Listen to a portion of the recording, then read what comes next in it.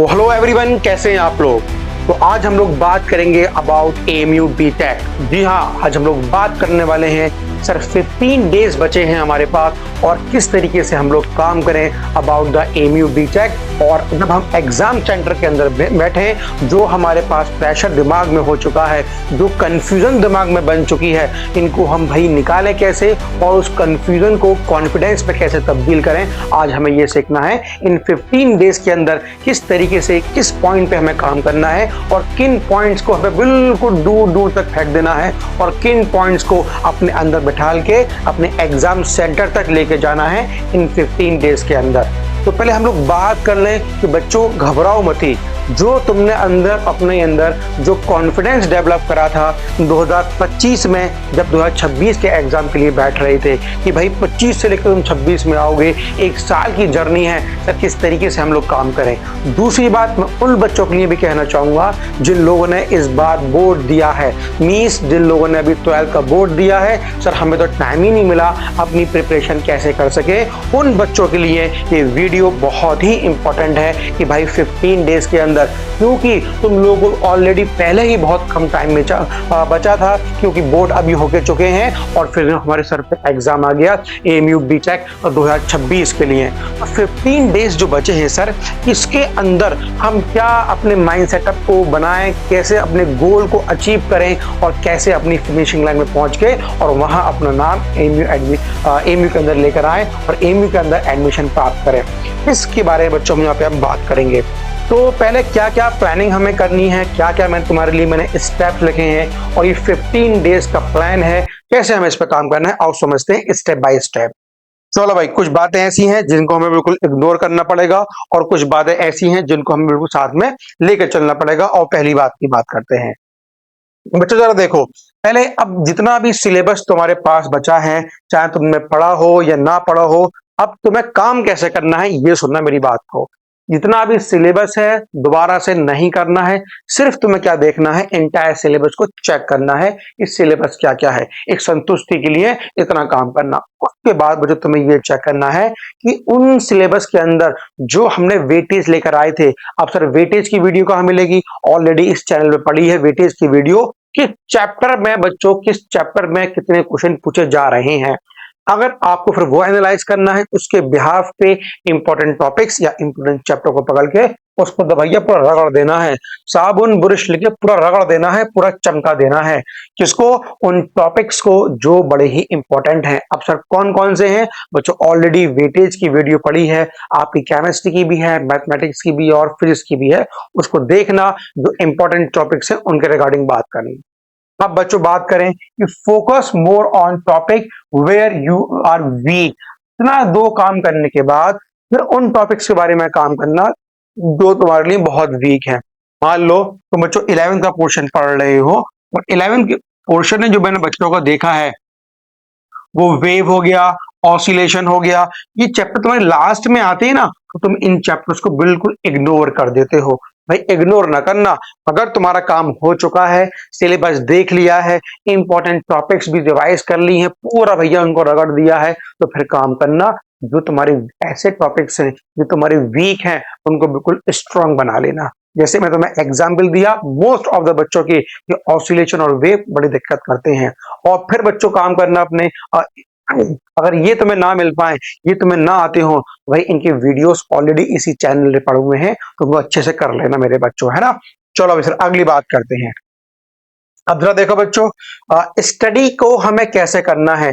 गधलादी नहीं करनी है भाई, गधलादी तो मजदूर भी करता है। मैं किसी को डिमोटिवेट नहीं कर रहा भाई, वर्क मेहनत तो सब लोग करते हैं। एक प्रोफेशनल आदमी मेहनत करता है और एक मजदूर भी मेहनत करता है, लेकिन उसको दिहाड़ी में कितने मिलते हैं? 500-600 रुपए। और एक डॉक्टर एक अच्छे लेवल पे जाके एक ही दिन के अंदर हजारों लाखों रुपए कमा लेता है। दोनों मजदूरी कर रहे हैं, दोनों वर्क कर रहे हैं, लेकिन सारा खेल किस चीज का है भैया? स्मार्ट वर्क का है।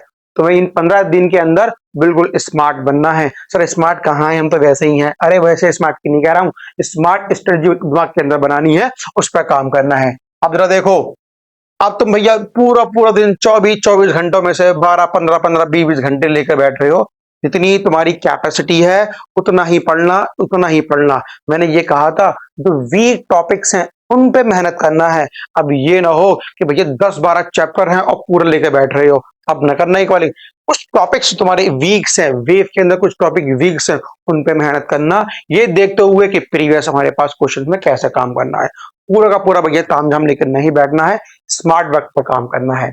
अब जरा बताओ, study important and difficult topic, difficult topics first, मतलब ये हुआ जैसे तुम्हें मैंने बताया स्मार्ट वर्क के अंदर अब उन टॉपिक्स को देखना, पूरे सिलेबस को एनालाइज करने के बाद और उन टॉपिक को एक बार और देखना जो बड़े ही इंपॉर्टेंट हैं, उन चैप्टर को देखना, उन चैप्टर के अंदर से उन टॉपिक्स को और देखना जो बड़े ही इंपॉर्टेंट रोल प्ले कर रहे हैं।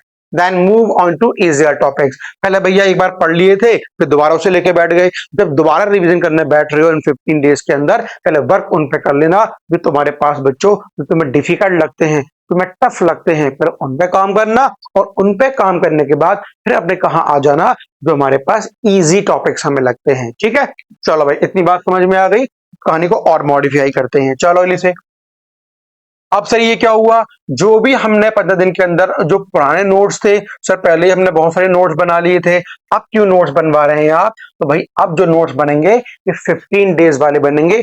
मेक बहुत ही चुन्ने पुन्ने से है, बहुत कंसाइज नोट्स बनाने हैं, बस तुम लास्ट टाइम पे जब जाओ एग्जाम से एक दिन पहले बस उनको देख लो भाई क्या दे रखा है मेरे पास। ठीक है, वेरी हेल्पफुल फॉर रिवीजन, जब तुम लास्ट टाइम पे होगे तो यही नोट्स बहुत हेल्प करेंगे। मान लो तुम अपना फर्स्ट चैप्टर पढ़ रहे हो, जैसे मैंने कहा चलो तुम काइनेमेटिक्स की बात कर रहे हो, भाई काइनेमेटिक्स में अगर हम लोग बात करें, काइनेमेटिक्स में जो इंपॉर्टेंस इक्वेशंस है या जो इंपॉर्टेंस हमारे पास फॉर्मूले हैं या जो हमने तरीके बना लिए थे उन पे पहला काम करना, उनको लिख लेना आराम से और फिर आगे बढ़ जाना। अब इंपॉर्टेंट नोट्स का बच्चों या इंपॉर्टेंस हमारे पास फॉर्मूले का मतलब ये नहीं कि पूरी थ्योरी लिखने बैठ जाओ, सिर्फ मुद्दे मुद्दे की बात लिखना हर चैप्टर से छाट छाट के, ताकि एंड टाइम रिवीजन करने में आसानी हो जाए।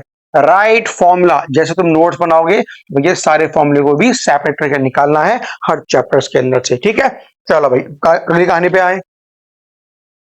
चलो इतना भाई काम करने के बाद फिर तुम्हें काम करना है 100 लास्ट ईयर पेपर्स, जो लास्ट ईयर बच्चों पेपर्स हैं उनको एनालाइज करना है, क्वेश्चन हमारे पास कैसे आ रहे हैं उनको जरा देखना है।